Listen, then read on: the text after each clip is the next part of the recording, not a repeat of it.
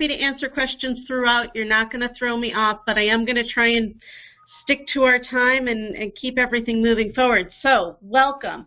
My name is Caryn Wojcik. I'm with the State of Michigan's Department of Technology Management and Budget Records Management Services.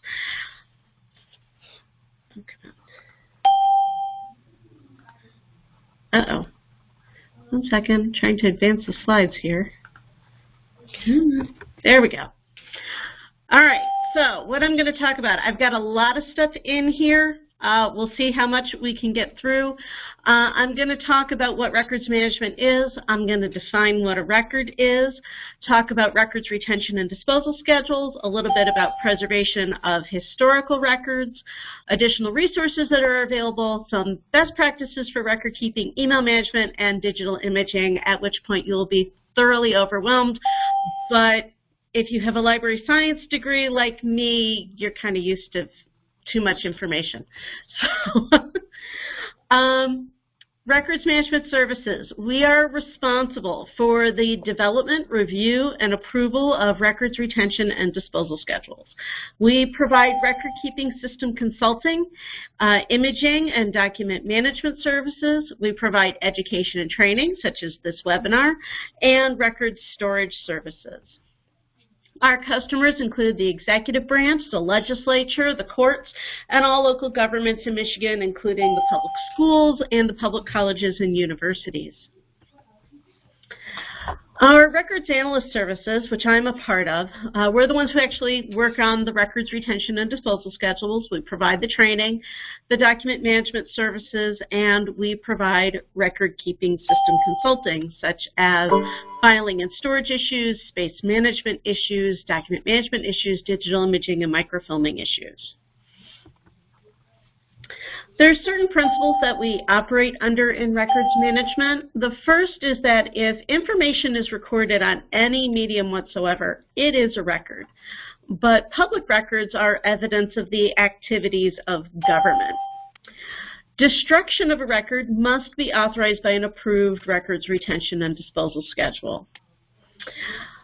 Records need to remain accessible and usable for their full retention period. Having records on a floppy disk that no longer fits in your computer is not complying with your requirements for records management.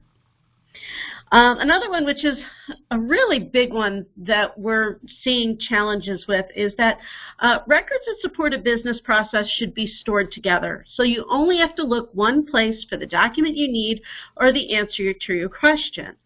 We find, with email and other technologies, people are storing records in a multitude of places, and centralized filing has gone away, and that's a real problem for record keeping.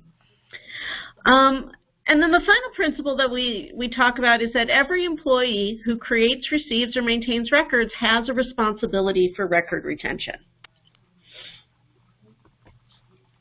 Now, there are certain laws that the state of Michigan has that relate to records management. The first is the Freedom of Information Act, which defines what a public record is. There are actually over 100 definitions of record in Michigan law. They're all complementary. They don't contradict each other, but the FOIA definition is the one that's cited the most, and I'll be showing that to you in a few slides. Next is the Management and Budget Act, which prescribes the responsibilities of my program to provide records management assistance to government. The Historical Commission Act establishes that public records are the property of the people of the state of Michigan and that they can only be destroyed with the authorization of an approved records retention and disposal schedule. And then finally, the Michigan Penal Code establishes misdemeanor penalties, including fines and jail time, for destroying a record without the authorization of an approved schedule. So what is a record? It's a question we get quite a bit, actually.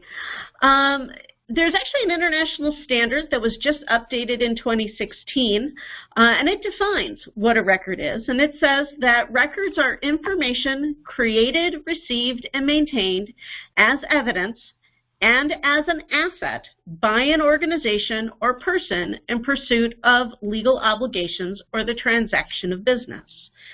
So a record is recorded information. And it documents something. So it's a very broad and very inclusive definition. And in this case, business, I don't think is really defined as just private sector corporate business, but, you know, any activity can fall under that definition of business.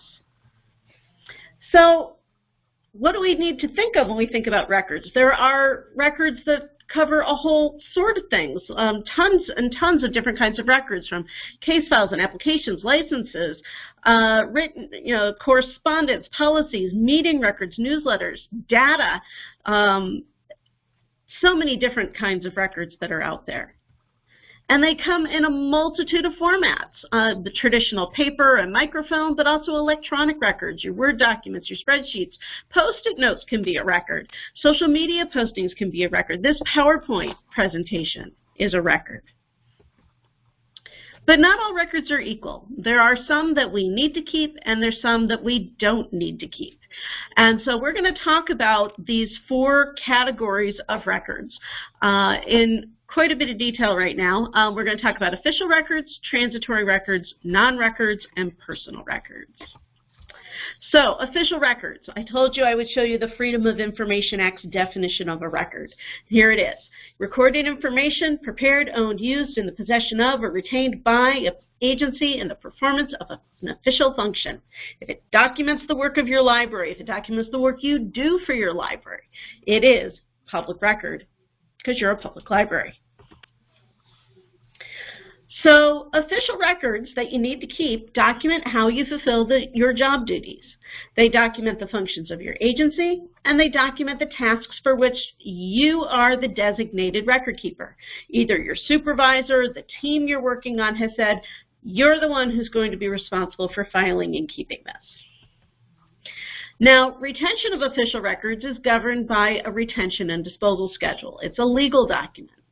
And here are, again, are examples of formats of records. So let me give you a few examples. Top left corner, please change the 4th contract of the contract to read the following, removing the following phrase. It documents a decision that has been made, changes that are going to be made to a record. Or bottom right, this is your official notification that you have been appointed to serve on a committee. These will be your responsibilities. It's an official record. Keep in mind that you could create official records with personal resources. And if so, they are still subject to retention schedules, to the Freedom of Information Act, to litigation. So if you're using a personal email account, social media tools, personal cell phones, a home computer to do work, those are still work records. That's not a way to avoid records management and official records laws. I usually ask at this point if anyone has a question about what an official record is. If you do, feel free to type that in, since I can't see your hands being raised. Next category of records are transitory records. And these records relate to your work duties, your activities, but they have very temporary value and don't need to be retained once their intended purpose is fulfilled. Now, some general schedules do set a retention period for transitory records. If you work for the executive branch, that would be General Schedule 5. I don't remember if the General Schedule for libraries has this category on it. If it doesn't, that's something we could change in the future. But generally what we say is that transitory records can be disposed of when the activity is completed. So let me give you a few examples of what a transitory record is. They are requests or reminders to do a routine task, simple inquiries about policies, office locations, and hours, information that's published elsewhere like the internet or a procedure manual that you're simply forwarding that information to somebody, or temporary documents that are replaced by other records that serve as evidence of the activity. Got a few more examples here to help explain that. Top left, staff meetings will be held on Tuesday mornings from now on instead of Thursday mornings. In that case, you have your calendar, your work calendar that documents when your meetings are. It's the official record of what meetings you attended and when they were held. So that means that the email that you received notifying you of the change is something that's transitory in nature because that calendar is the official record. Another example, top right. Notice there are no more blue ink pens in the supply cabinet. Can you please order more? Well, when you order more, you're going to have a purchase order that documents you ordered more, the quantity, what they cost, all of that. So the request to order more is transitory in nature. You don't need it once the official record is created. And yes, I believe Cheryl will be distributing the slides after the presentation. Okay. Third category of records, non-records. And I think this General Schedule 1, which defines what a non-record is and sets its retention period, is the most useful retention schedule that we have in Michigan government. And in a moment, you will understand why I say that. Non-records are recorded information in the possession of an agency that is not needed to document the performance of an official function. So, General Schedule 1 says that non-records can be disposed of when they no longer are needed for reference purposes. And examples include publications received from outside sources. So, as librarians, I'm sure you belong to one or more professional associations. You get emails, you get newsletters, you get, all sorts of publications from those outside sources. Those are not government records. And General Schedule 1 is what's defining that. Every employee gets mass mailings, notices, spam, flyers, advertisements. Those are not official records. Those are non-records. You can destroy them. Drafts that are replaced by new or final versions. If you're anything like me, you're creating Word documents all the time, you're revising them, you're overwriting the old version with the new version. General Schedule 1 is what lets you make that revision, make that change, and blow away, get rid of the old version.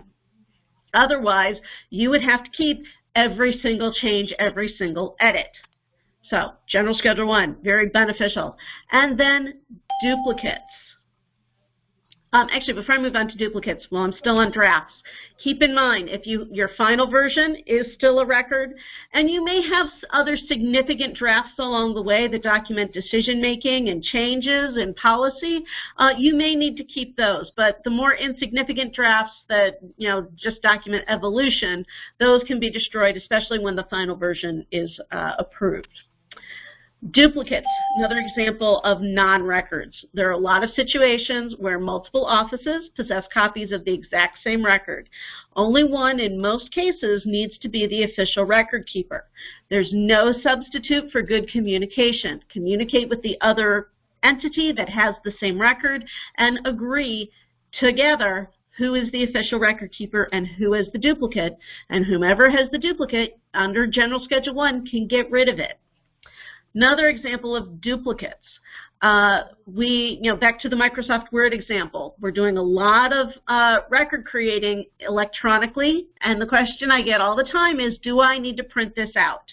Do I need to keep the printout or the electronic? The answer is, it's up to you. You need to be consistent, not just you yourself, but everyone in your office needs to be consistent. There needs to be a formal decision, and it doesn't necessarily have to be a decision in writing, but a decision that we keep our records either on the shared drive or in a file cabinet or some other place, and what that format is. Provided you are consistent and everybody is keeping the records the same way, you can choose whether the paper or the electronic is your official record and which one is your duplicate that can be destroyed under General Schedule 1. Few more examples of non-records. Top left, for your information, the contract has been mailed to purchasing.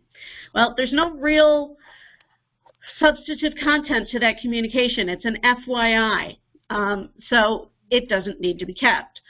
Or bottom left, there will be a blood drive on on this date. Well, that doesn't even document your work, so you can get rid of that. Any questions so far? Feel free to type them in. Fourth category, personal records. And these records don't document your government activities at all. All right, let's see, we got a question here. I'd like to know how you document that records are destroyed prior to your being hired.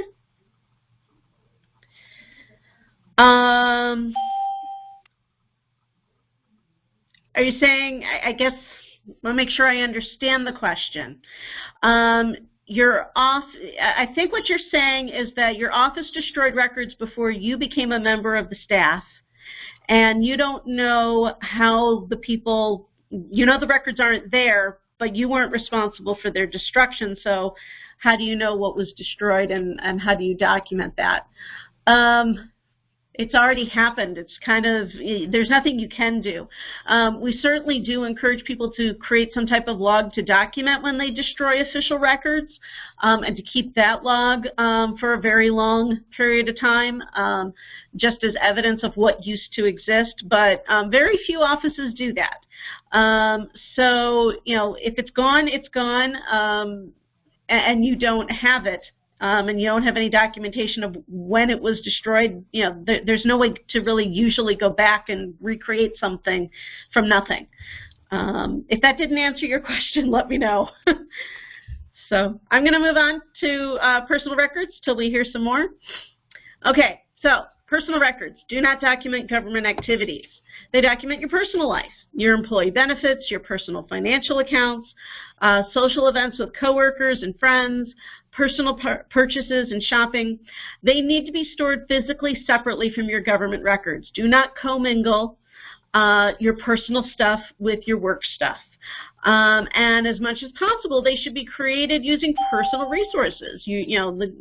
Your employer is not giving you a computer and network storage space for your cat photos or your kids' photos and your music and things like that. They're giving it to you for work purposes. So they're not even they're letting you use those resources, not giving them to you for work purposes. So keep your personal stuff separate. However, there are some examples that I have here of what we would classify as personal records that would not be uncommonly found in a work account, but at the same time, they shouldn't be retained for any amount of time. These are the kind of things you should read and then delete. So, congratulations on your new job. It's been great working with you these past few years. Read it, delete it, or move it to a personal space.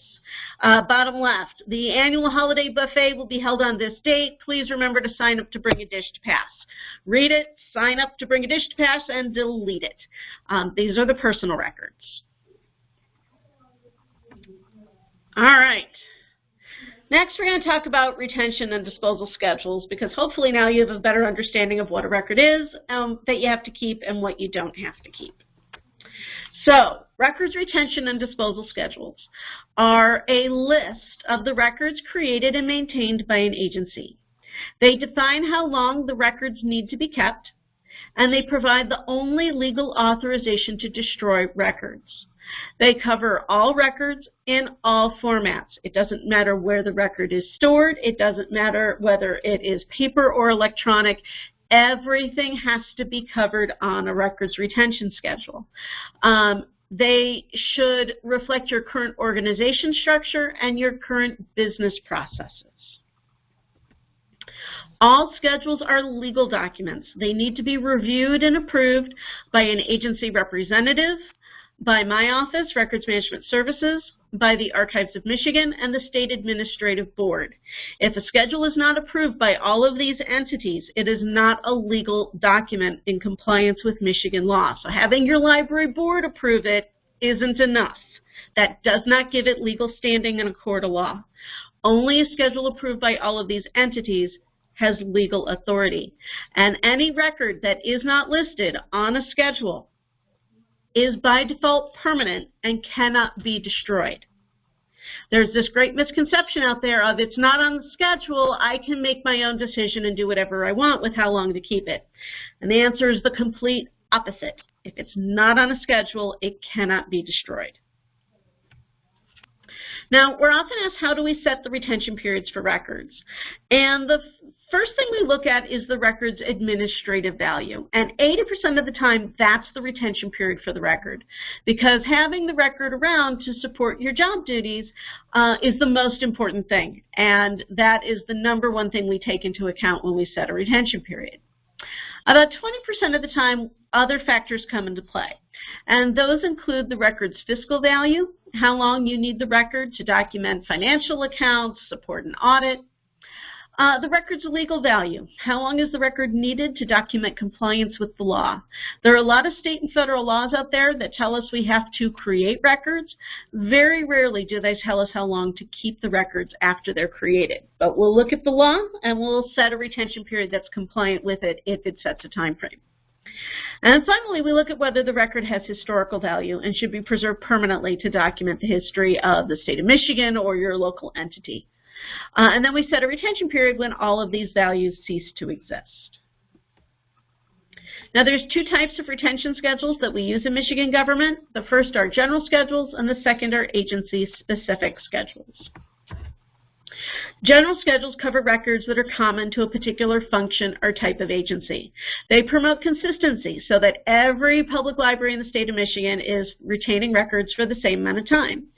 And they reduce duplication of effort. By having the records covered on a general schedule, each individual public library does not need its own records retention schedule. Any records not listed on a general schedule must be listed on an approved agency-specific schedule because that's the only way to get authorization to destroy. Now, a general schedule does not mandate that any records be created. They simply set a retention period in case the record is created. The retention periods on a general schedule are minimums. You may have a unique need to keep a record longer than that minimum time frame, and that is acceptable as long as you're complying with the minimum. Also, they apply regardless of format. One library can keep the record as paper, another as digital image, another as email, and that's all fine as long as you're complying with the retention period. Now, we publish all of the general schedules for state and local government on our website, which will be on the last slide of the presentation. But this is the list that we have on the website, and you'll see that General Schedule 17 is the one that applies to public libraries. If you don't have a copy of General Schedule 17, I strongly encourage you to go to the website and print a copy out or bookmark it on your computer. That way, in case we ever update it in the future, the web link will still be good. We actually have general schedules going up to number 36. Other general schedules that might be of interest to you, depending on how much you interact with them, there's the city and village clerk schedule, the local government IT schedule, local government financial records, local government HR. Question: when was General Schedule 17 last updated? Great question. It's been quite a while.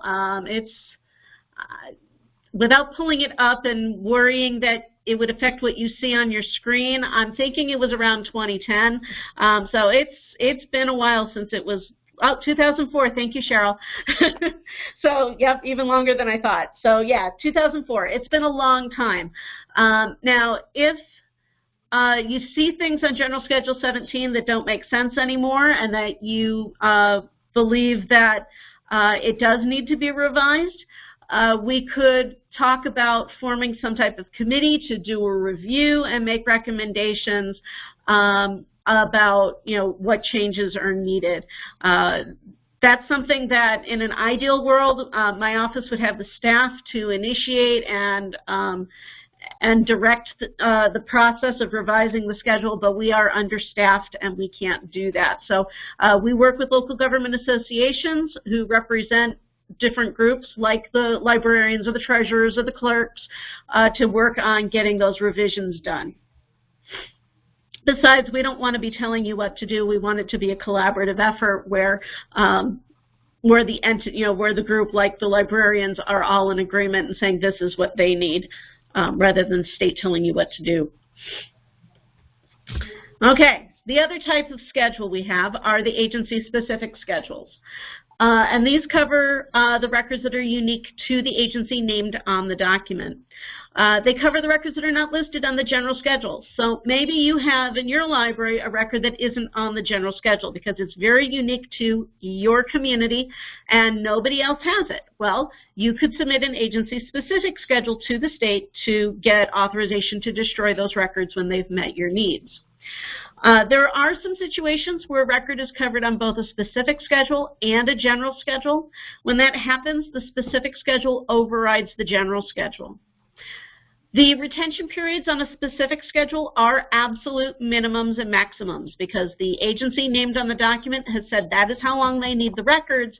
As a result, that's how long all the approving entities and the public expect you to retain those records. An absolute amount of time, which means you really need to be doing an annual cleanup of your records. If you aren't reviewing your records once a year to identify what's met its retention period and destroying them, both paper and electronic, then you aren't complying with that absolute minimum and maximum time frame. Also, specific schedules may identify the format of a record, but we try not to identify formats just in case something is changed from paper to electronic over time. We want the schedule to still be an accurate, useful tool regardless of what format the record is in.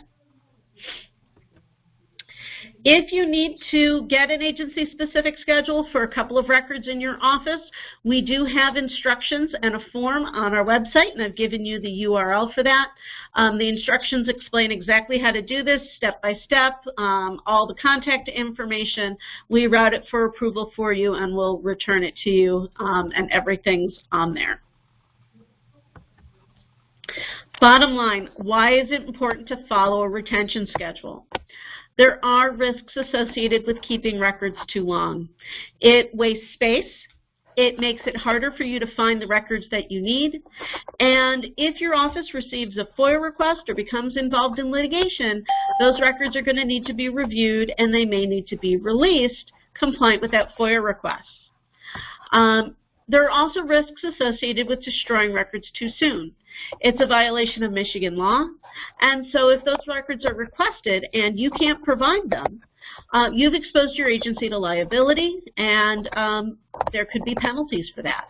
So it's really important to avoid random purging of records and establish a routine in your normal course of business for destroying records. Asked about the URL. So on the very last slide will be our website, and that you'll be able to get the URL from there. But here, let me put our main website is www.michigan.gov/records. Oh, come on, typing management. Enter. That's our main URL. You'll be able to find the actual page that I cited in that previous slide if you go there. So, all right. Come on. Oh. Okay, talk a little bit very briefly about the Freedom of Information Act and litigation and how records management is designed to protect you from any adverse consequences of these types of legal actions. Keep in mind that FOIA allows the public to request copies of government records, so you must immediately cease all destruction of relevant records when a request is created or is received. Immediately contact your FOIA coordinator and your IT staff because your FOIA coordinator is responsible for determining what is released and actually providing access. The rest of us should not be responding to FOIA requests. If your records are destroyed on a regular basis in compliance with an approved schedule, they may not exist when that FOIA request is received, and there's no penalty for destroying them under those circumstances because you complied with the law before the request was received. Similar but not exactly the same situation with litigation. Parties to a lawsuit in this case can request records they consider to be relevant evidence. You must immediately cease destruction of the relevant evidence when the litigation is anticipated, and work with your litigation coordinator and IT staff to hold any records that are evidence for that case. Your legal counsel will be the one who determines what is released. The rest of us should not be releasing anything for litigation. But again, the principle that if your records are destroyed on a regular basis in compliance with a schedule, they may not exist when that litigation hold is received, and they don't have to be released. That means you're saving money, actually. It's better to have those records destroyed before the litigation happens.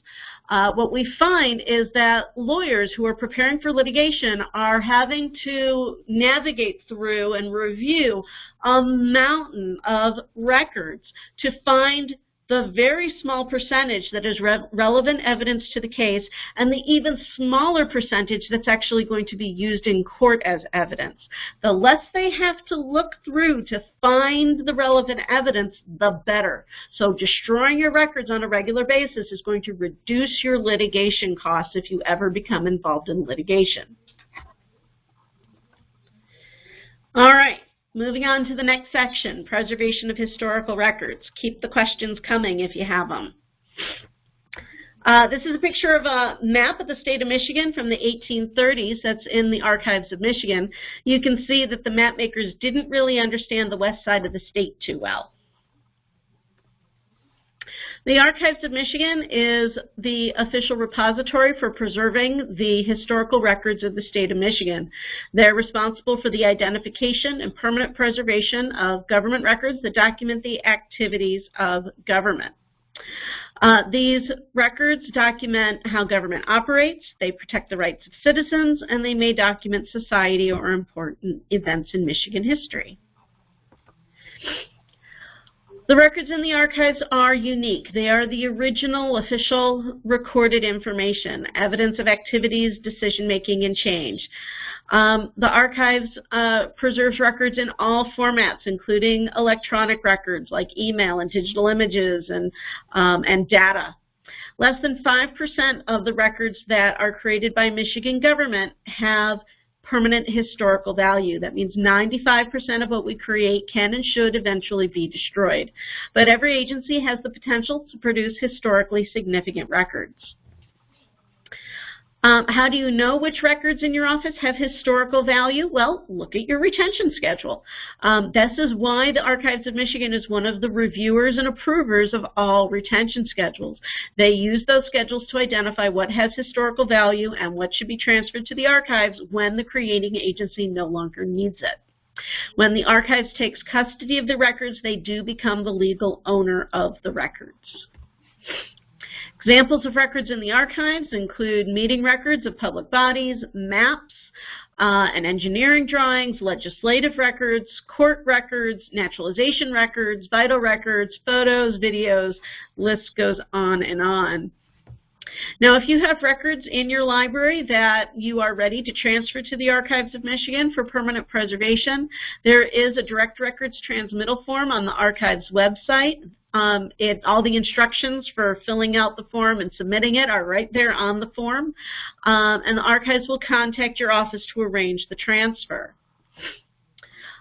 Records at the archives are in state-of-the-art storage conditions designed for preserving Michigan's most valuable records, including acid-free containers, environmentally controlled storage areas, fire and theft protection.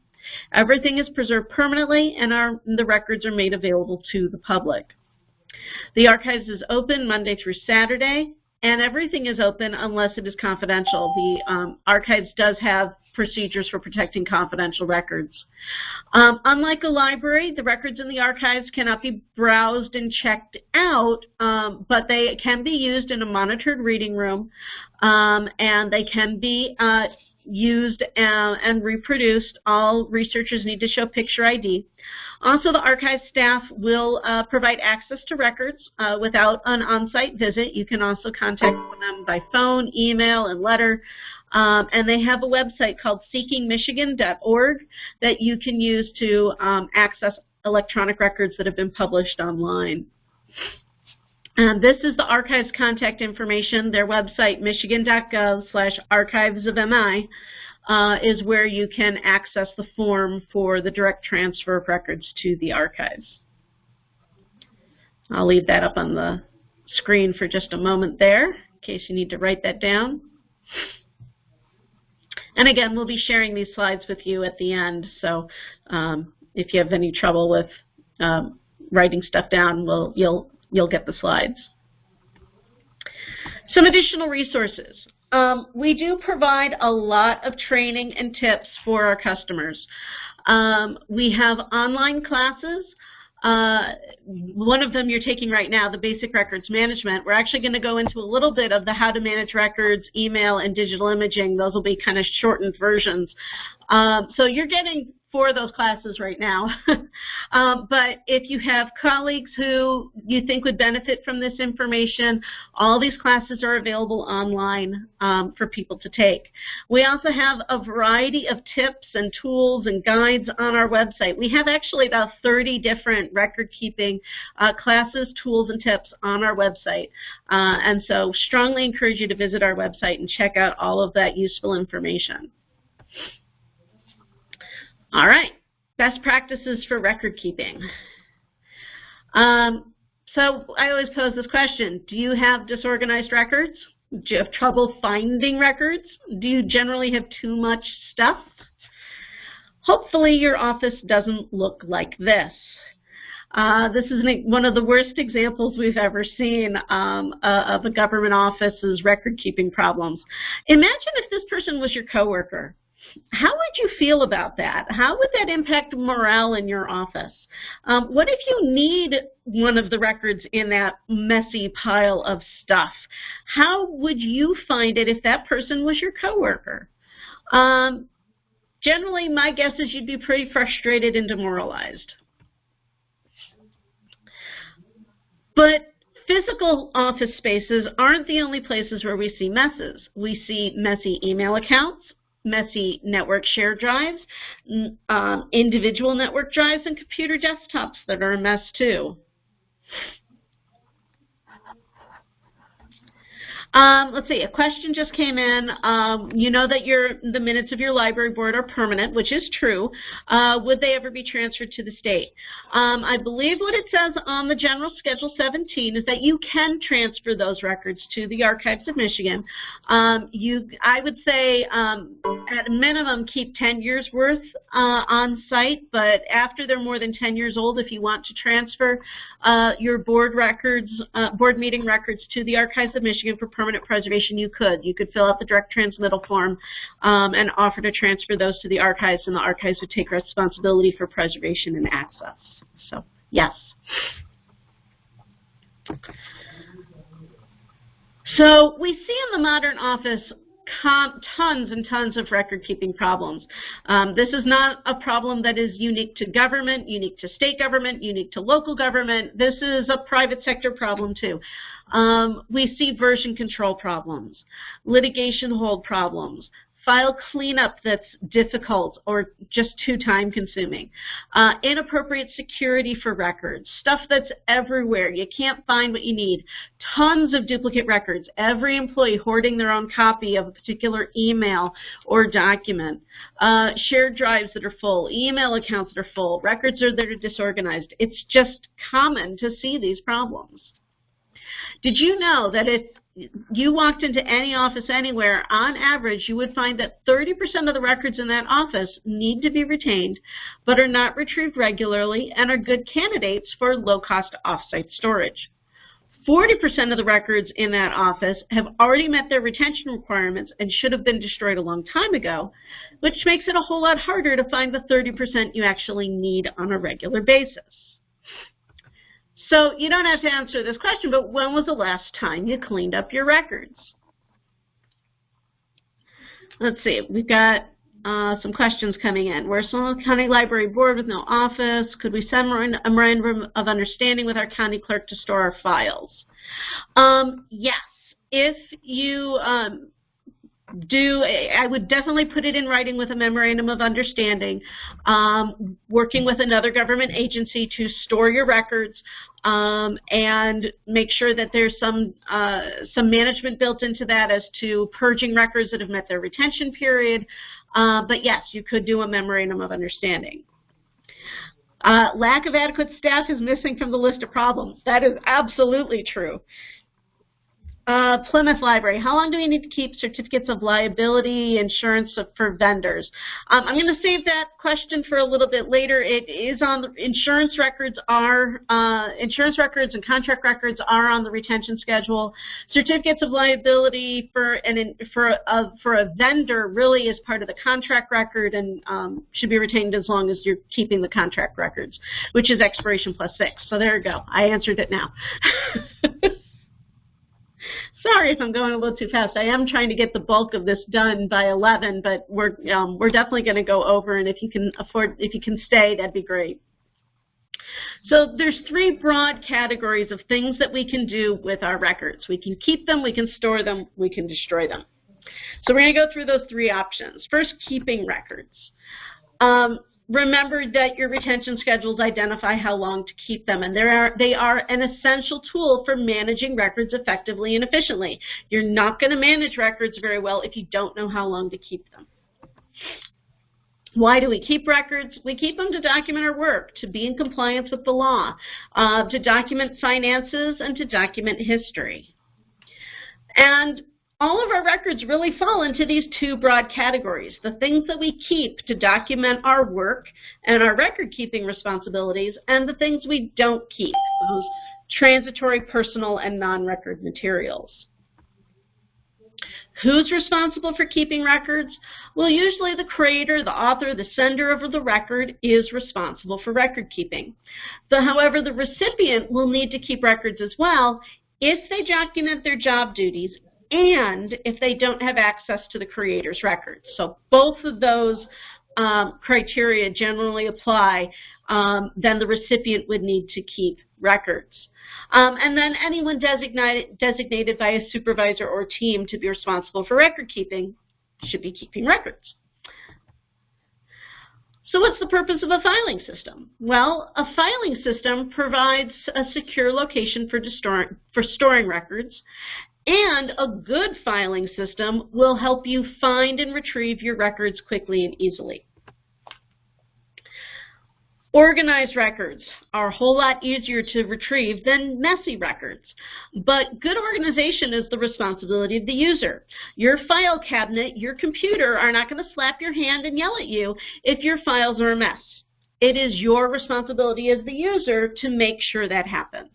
So a good filing system should be easy to use, should be used consistently by everybody involved, and it may exist in a lot of different formats and locations. On our website, we have two guides that may help you clean up a messy filing system. We have a guide on how to organize records and a guide on how to name records. Just to get a handle on just how big this problem could be, even if you have a very low misfiling rate, you could still have really significant problems.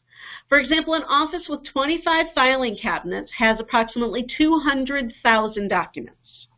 If 0.5% of those 200,000 documents are misfiled, you have 1,000 documents that are filed incorrectly and probably cannot be found when they're needed.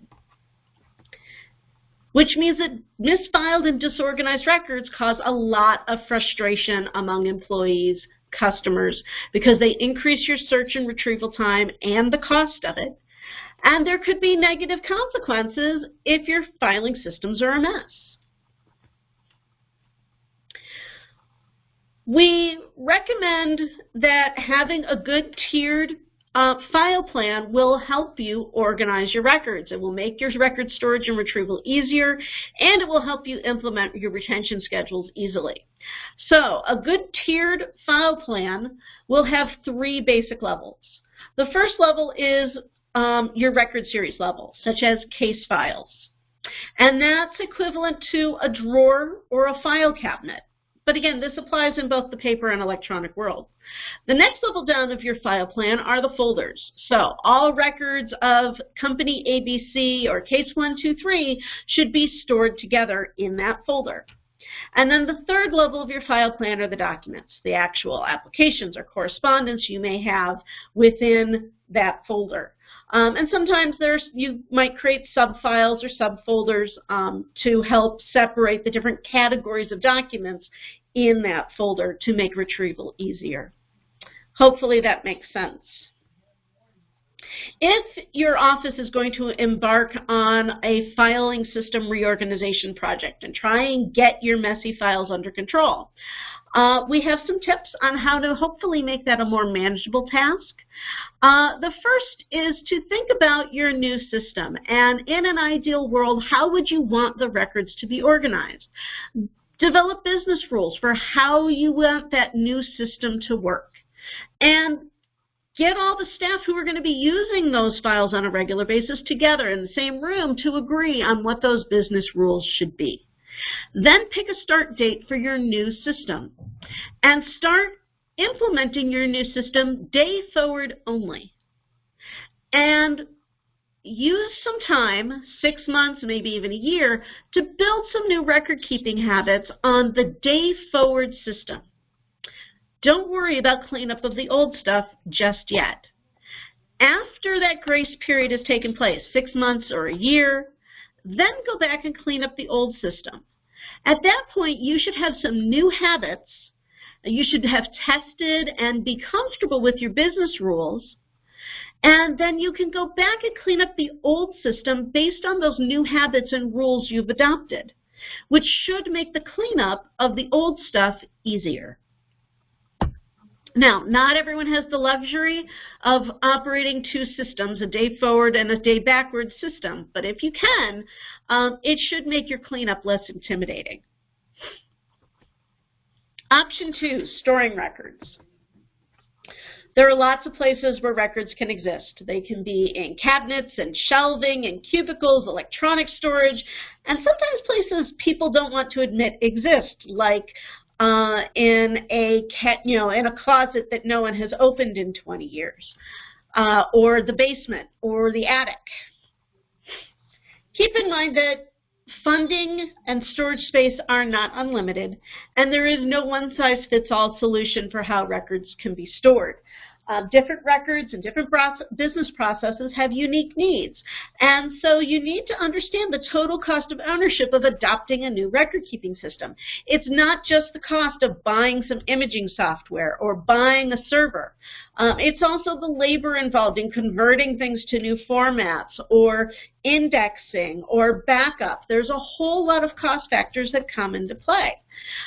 So understand those costs of record keeping, your employees, the record volume, your methods of record creation modification, the kind of security you need. You know, some records are confidential and they need better security than others. Also think about the frequency of access and the type of access that's needed. You know, are multiple people getting into the filing system at one time? Do those people work in multiple locations, or is everything accessed centrally? So do a needs analysis and really define what record-keeping problem you're trying to solve, and analyze all the different things that go into creating and maintaining those records to identify what the potential solutions are and compare the costs of them. Now, there are 3 major formats that records are maintained in, and there's lots of subcategories to this, but they're paper, microfilm, and electronic. And so I want to just go through some of the pros and cons of those 3 technologies. Paper is very easy to read. It's easy to transport. It satisfies long-term storage requirements if it's maintained properly, and it can be eligible for low-cost off-site storage. Disadvantages of paper, though. It's got no disaster recovery built in. It is a single-user, single-location access tool. It is expensive to duplicate paper, and it is easy to misfile and lose paper. When should paper be your record-keeping format? When your retrieval activity is low, when the volume of records is low, when you have sufficient storage space in your offices or an off-site facility. That's when you should be using paper.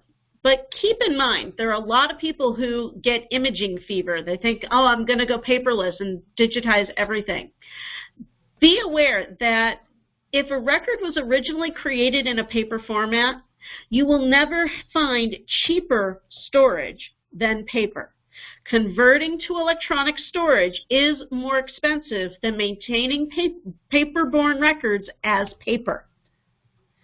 So that's a great misconception out there. People think, oh, I'm going to scan it and I'm going to save tons of money because we can get rid of all these cabinets. Electronic storage is actually more expensive than those cabinets. Converting the paper to electronic is more expensive. Microfilm.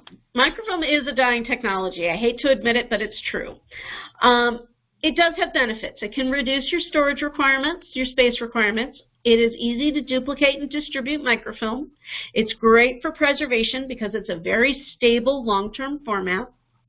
It requires minimal system dependence. You can always find, a glass or a magnifying glass and read that microfilm. It won't be fun, but you can definitely still read microfilm. It's great for security and protection, especially if you're maintaining both a working and a security copy of the film. It's great for integrity of records. Once it's microfilmed, it's not going to be modified. It can improve your filing and retrieval activity and eliminate misfiling because once it's on film, it's static. However, microfilm is not user-friendly. It is a central point of access, single-user access tool. Film and reader printers and scanners are really diminishing in availability, which means that the cost of those tools is rising dramatically. And you do need to have proper environmental controls to preserve microfilm. Let me take a sip of water. So what records are good candidates for microfilm? Anything that will not be modified in the future, a record that is voluminous, that has a long retention period, and by that I mean more than 50 years. When I started working for the state of Michigan 20 years ago, we would tell people microfilm is good for records with a retention period of 20 to 30 years or more. But because the cost of microfilm has gone up, we're now saying 50 years or more are good candidates for film.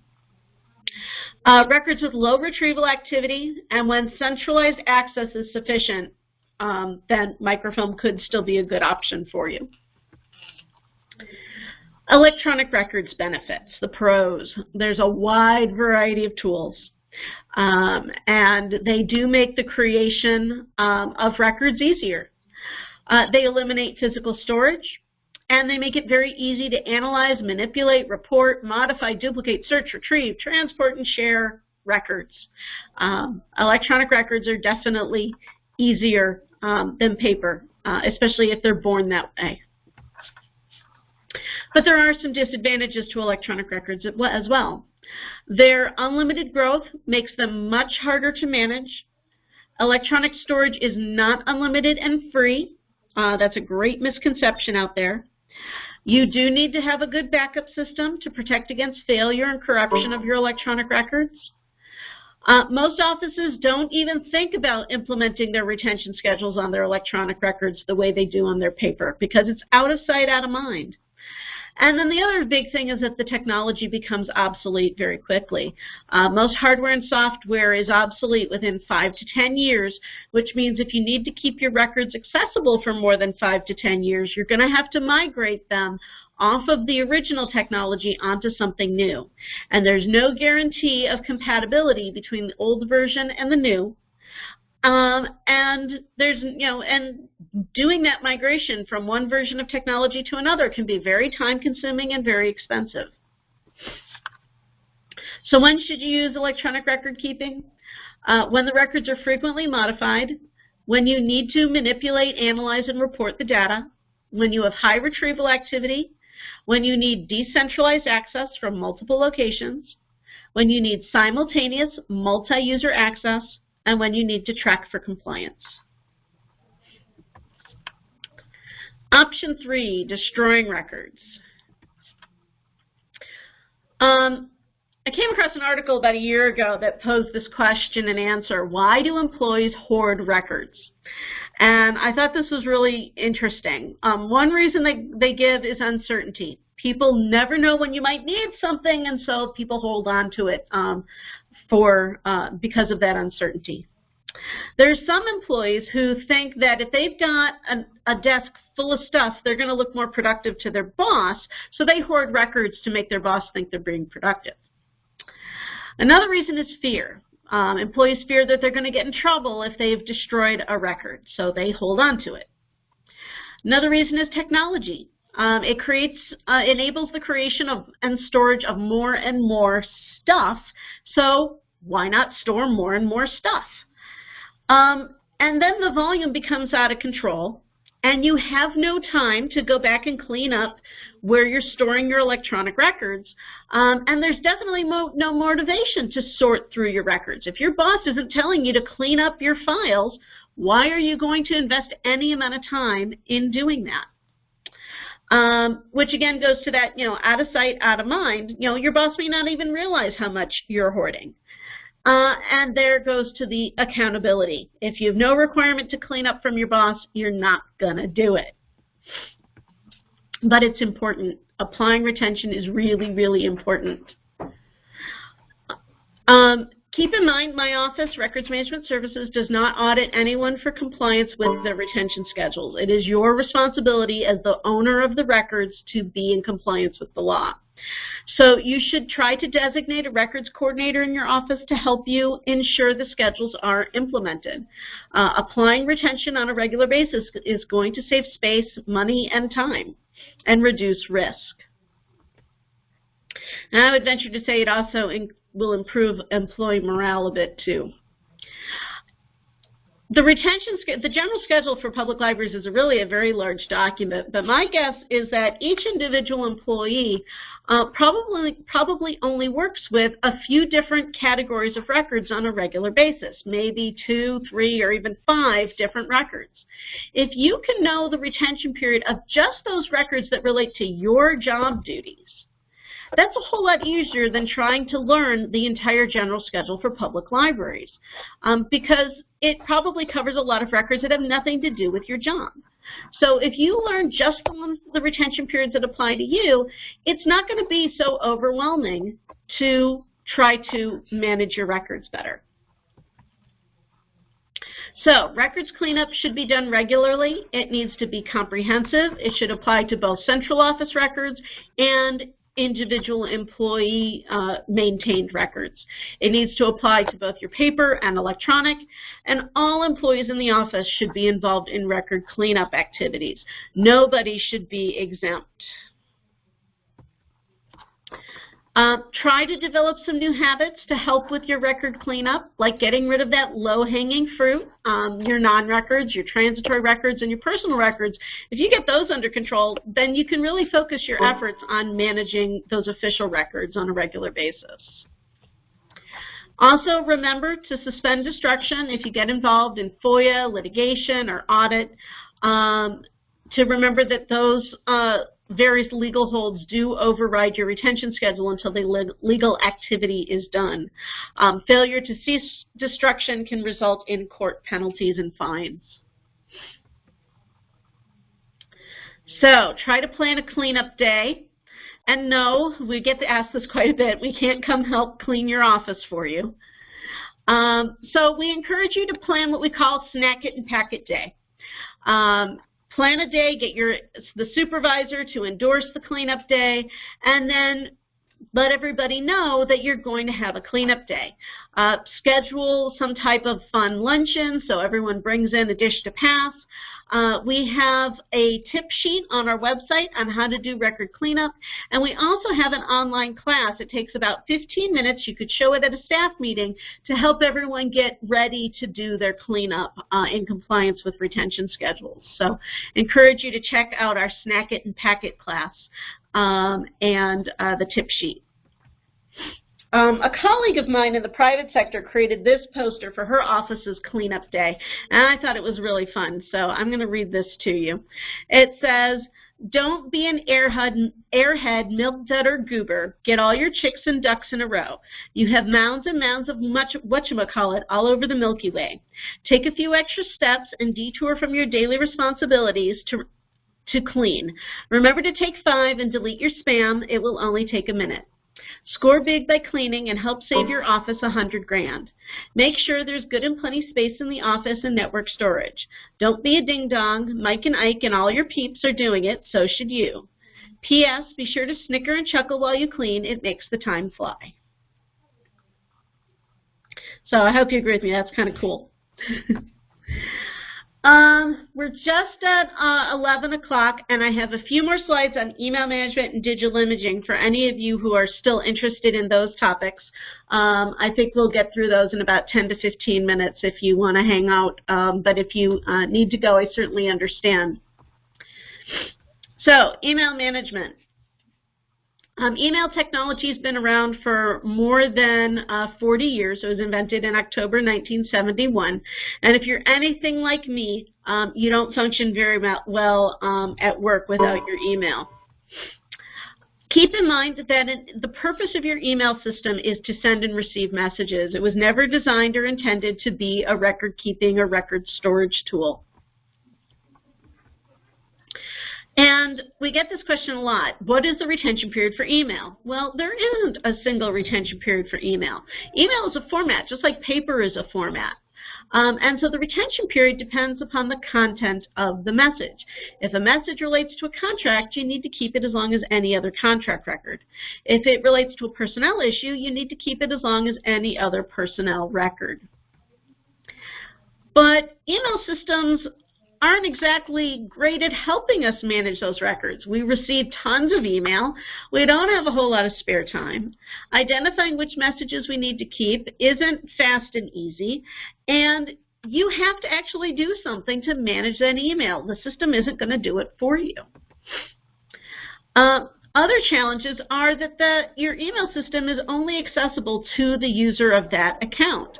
And email accounts could be closed when the employee leaves government, or the email of the employee could, if an employee moves jobs within a government agency, the email from their old job goes with them to the new job. So that's a problem too. So when you're looking at an email message in your inbox, I've got some questions you can ask yourself to try and figure out if this is something you need to keep.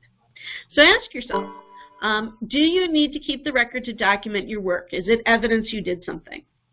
2, is the conversation completed, or could additional records follow that you will want to retain? We certainly encourage you to keep the last message in a conversation string as long as it has all the content of the previous messages in that conversation, as well as attachments. Also ask yourself, is this a record your coworkers are receiving too? Are you the one responsible for retention, or is somebody else responsible? Next, ask, should this be stored in a shared file? Is this a record that your coworkers are going to need to access when you're out of the office? If that's the case, it shouldn't be in your email account, because then only you can access it. This follows up on what we were talking earlier about who's responsible for retention. It's usually the sender or the author, but it could be the recipient or the designated person on a team or group. Ultimately, employees are going to be the ones deciding what to keep and what to destroy.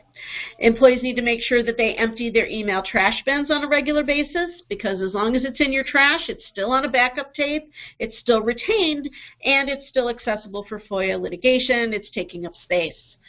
If you have email that is an official record, it should be filed in the designated filing system for that business process. It shouldn't be in your email account. And then employees are the ones who will decide, per individual message, if they have to keep it or can destroy it. Managers are responsible for ensuring there is a retention schedule their employees can follow. If the employees don't have a schedule to follow, it's hard to be in compliance with the law. Managers may want to adopt and distribute an email management policy for staff, as well as an acceptable use or etiquette policy. And then managers are the ones who are going to communicate with employees, attorneys, IT staff when litigation and FOIA arise. On our website, we have a model email retention policy. It's a fill-in-the-blank policy, so if your government agency doesn't have one, you may want to adopt a policy, and we've got that model one prepared for you to help you do that. Keep in mind that all of these principles I've talked about also apply to instant messages, text messages, voicemail, blogs, social media, you name it. So those things are also records, and they need to be managed appropriately. Also keep in mind your email account is not private, so nothing should be written in email that you don't want seen in the newspaper or TV news. We've also seen lots of stories over the years of public officials, government employees who've been caught using their email system inappropriately, saying things they didn't want to be public knowledge, and even destroying electronic records illegally. And there have been significant consequences for doing that. So how do you know if you're effectively managing your email? If the messages in your account, both your inbox and your sent mail, either haven't been read yet or are waiting for further action, you're effectively managing your email. If the messages that are records are filed in the designated filing system, you're effectively managing your records. And if you destroy the transitory, duplicate, and personal email from your email system, you're effectively managing your email. There is no one-size-fits-all storage option for your email. It's all going to depend on your IT resources and where the other records of the business process are stored. So you may be able to keep them in your email account. If the other records of the business process are paper, then you should be printing and filing your email with the other paper records and destroying the electronic copy. And as long as there's no active FOIA litigation, this is allowed. You may want to save messages on a network drive if the other records of the business process are stored on the network drive. And you may use an email system archive tool. Those seem to be going away in popularity now, which in my opinion is a really good thing. I never really thought email archives were an effective tool for managing records. And then some government agencies have document management systems, and those can be used for storing and filing your email, again, as long as the other records of the business process are in that document management system. Some tips for keeping your email account clean. First of all, don't wait to make retention decisions. Try and do it the first time you open the message. The longer you wait to clean messages out, the more times you have to click and open and read that message, the more time you're wasting on the management activities. Next tip, keep the last message in the conversation as long as it includes and contains all of the content of the previous messages, including attachments. Try and delete that easy stuff like the mass mailings and the advertisements right away. Avoid keeping duplicates and drafts of records so you can keep that part of your email account clean. If you look at the general schedule for libraries, you'll see the retention period for your calendar is 2 years. So if you use your email system as a calendar, and it has a calendar tool, you'll want to make sure that you delete all appointments that are more than 2 years old.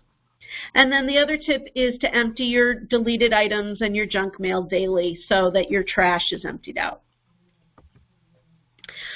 Similar cleanup strategy for your email to the one that I mentioned for your other records. Try to work day forward first. Pick a start date where you're going to manage your email in a new way and come up with some new record-keeping habits. And then wait 6 to 12 months to clean up your old email once you've built those new habits for managing your email. We do have an online class on email management. It's on our website. It takes about 30 minutes. It covers a lot of what I just talked about, but goes into a little bit more depth and has some other tips on how to manage your email. So I encourage you to take that and share it with your coworkers. Talk real briefly about digital imaging. Michigan has a law called the Records Reproduction Act, which allows government agencies to use imaging and other technologies to reproduce records. It then states that the reproductions have the same force and effect as a true paper copy of a record and can be used as evidence in a court of law. However, the law required that certain technical standards be promulgated to regulate the quality of the digital images. And so those standards were promulgated back in 2005, and they're actually still accurate standards despite the time that has passed. Keep in mind that your reproductions, your digital images, cannot be used as the official record if they were not created according to the state of Michigan standards, which means you cannot destroy the original paper if you did not comply with the standards when you created your digital image. If you did comply with the standards, you can destroy the paper and use your image as the official record. So here's the list of the standards that were produced in 2005. They're all available on our website. We also wrote best practice documents that explain how and why these technologies should be used, and those are available on the website as well. In addition, our office administers contracts with vendors who will provide microfilming and imaging services, and those contracts are available to local governments like public libraries if you need any imaging work done. We monitor the vendor's compliance with the state standards to ensure that you are receiving digital images or microfilm that can be used in a court of law. If you use those contracts, you'll get a budget quote, a full review and analysis of your needs, a statement of work, and your products and services. The contracts were already competitively bid, so you do not need to go out and rebid to procure the services using these contracts. We handle all the billing and any vendor compliance issues on your behalf so that you don't have to worry about any issues with the vendor, and we've had very good success with the vendor that we're currently using. And the vendor right now is Graphic Sciences. If you want to get a price quote for imaging or microfilming work, you can contact them and mention the State of Michigan contract, and they'll give you the state negotiated rate. And we're at the end. Here is our contact information. Website is michigan.gov/recordsmanagement. And put that back there. Question, do we offer any webinars that are specific just to library record retention? No. We offer our basic records management class. I did customize this just a little bit to talk about libraries, but we don't have the staffing resources to do webinars that are just on library records. But if you do have questions about the general schedule for libraries and you want to stay on, feel free to start typing those in. I'll pull up the general schedule and we can look through it together as you have questions. And thank you. I hope this was beneficial and informative. I hope I didn't overwhelm you too much, and I encourage you to check out our website for more information.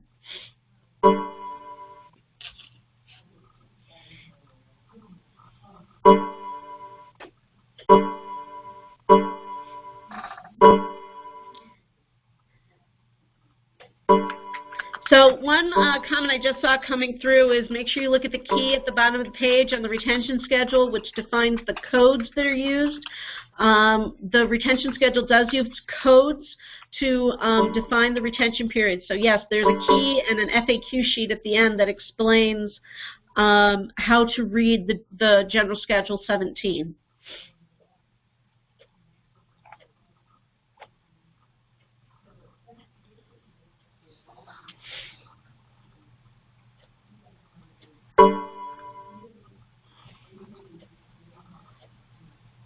I don't see anybody having a question, but I see Caryn's just pulled up the retention schedule for libraries. So if the people that are still on the phone have specific questions, please go ahead and type them in. Yes, I will email the slides. Actually, I will post them and then give you the link.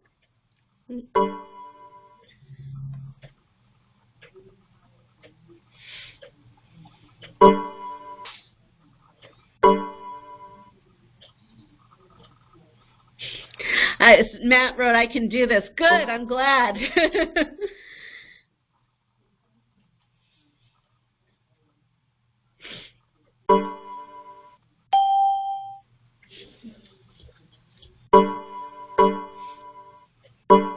Anyone have questions?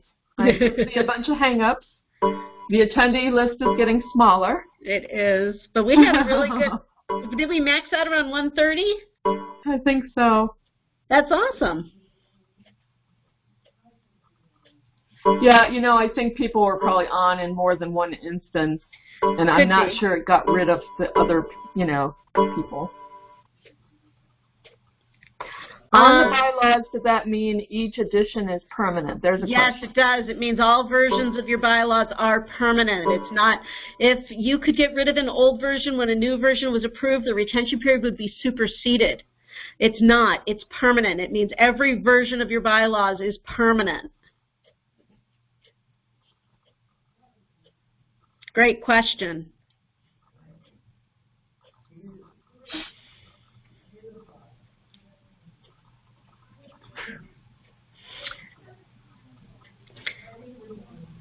Personnel manual revision permanent also. Yes, if it's a policy manual about personnel, yes. Now, if you wanted to do an agency-specific schedule that authorized you to get rid of old versions of personnel manual, you could get a specific schedule and override that.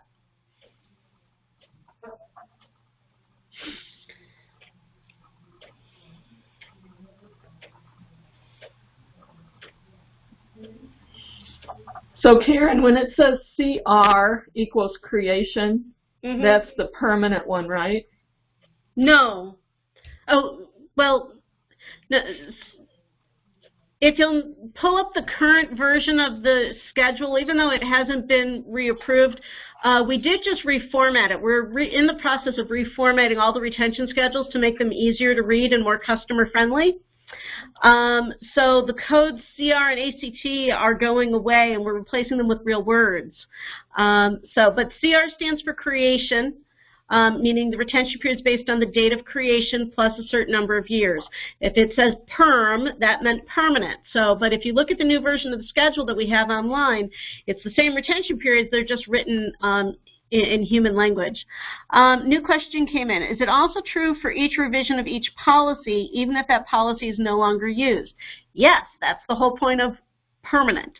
If we had a retention period of until superseded, then you could get rid of old revisions and obsolete policies. But as long as the retention period is permanent, it means every revision, and I don't mean drafts, I mean approved versions of the policy, not the drafts, but each approved version of the policy, even if the policy is obsolete.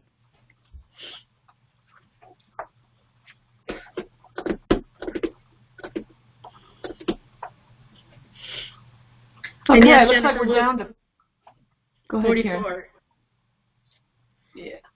Any other questions?